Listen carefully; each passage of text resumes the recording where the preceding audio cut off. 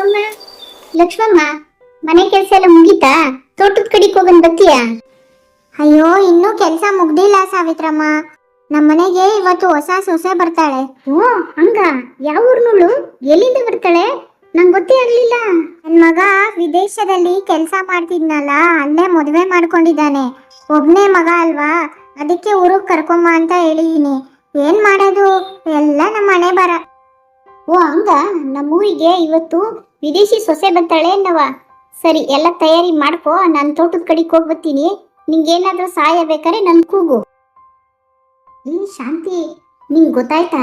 ಲಕ್ಷ್ಮಣ್ ಮಗ ಅವನಲ್ಲ, ಅವನ್ ವಿದೇಶದಲ್ಲಿ ಒಂದು ಮದ್ವೆ ಆಗೋನಂತೆ.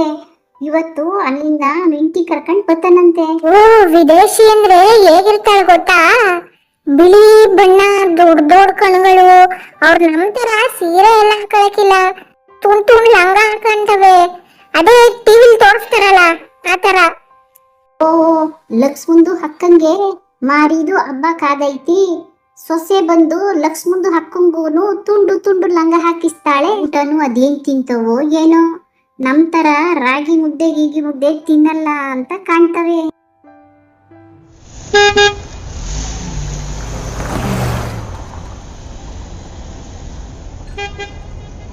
ಲಕ್ಷ್ಮವ್ವ, ಲಕ್ಷ್ಮವ್ವ, ಕಾರ್ ಬಂತು. ನಿನ್ ಮಗ ಬಂದೆ ಅನ್ಕೊಂಡ್ ನೋಡು.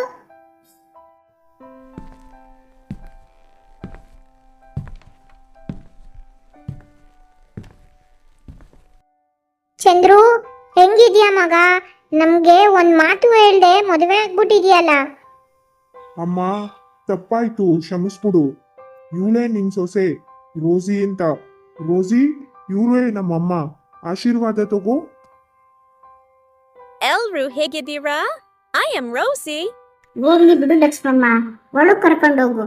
ಬಾರಿ ದೂರದಿಂದ ಬಂದವ್ರೆ, ಸುಸ್ತಾಗಿರಂಗ್ ಕಾಣ್ತಾರೆ. ಊಟ ಗೀಟ ಹಾಕು, ಸ್ವಲ್ಪ ವಿಶ್ರಾಂತಿ ತಗೊಳ್ಳಿ, ಆಮೇಲೆ ಮಾತಾಡೋಣ.